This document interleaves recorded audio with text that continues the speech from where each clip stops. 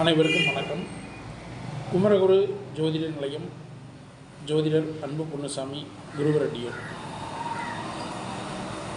நவ கிரகங்களும் அதற்கு இணையான உள்ளூர் கோயில்களும். நவ கிரகங்கள் என்றாலே தெரியும், 9 கோள்கள்: சூரியன், சந்திரன், செவ்வாய், புதன், குரு, சுக்கிரன், சனி, ராகு, கேது. இவைகள் கும்பகோணம் சுற்றி அமைந்துள்ள சிறப்பு வாய்ந்த நவகிரக கோயில்கள் அமைந்துள்ளது. சனீஸ்வரருக்கு மட்டும் திருநள்ளாறில் அமைந்துள்ளார்.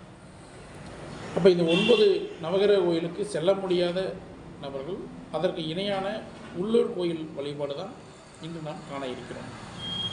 இப்போ சூரியன் என்றால் சூரியனார் கோயில் என்பது நமக்கு தெரியும்.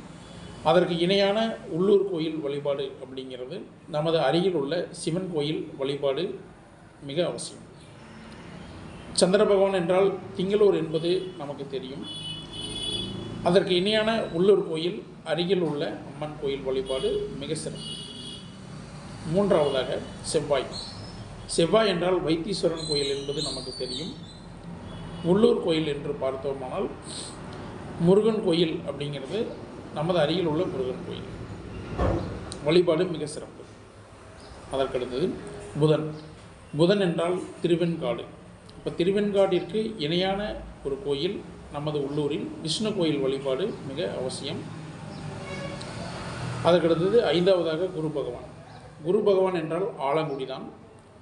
ஆலங்குடிக்கு இணையாக நமது உள்ளூர் கோயில் அருகில் உள்ள ஐயனார் கோயில் வழிபாடு மிக சிறப்பு.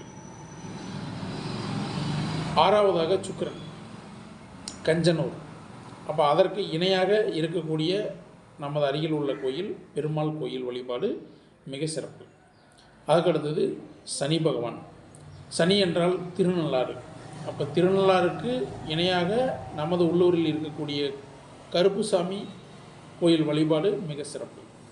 அதற்கடுத்தது ராகு பகவான். திருநாகேஸ்வரம். திருநாகேஸ்வரம் செல்ல இயலாதவர்கள் அருகில் உள்ள புற்றுக்கோயில் வழிபாடு மற்றும் துர்க்கை அம்மன் கோயில் வழிபாடு மிக சிறப்பு. அதுக்கடுத்து கேது பகவான். கேது என்றால் கீழ்பெரும்பள்ளம்.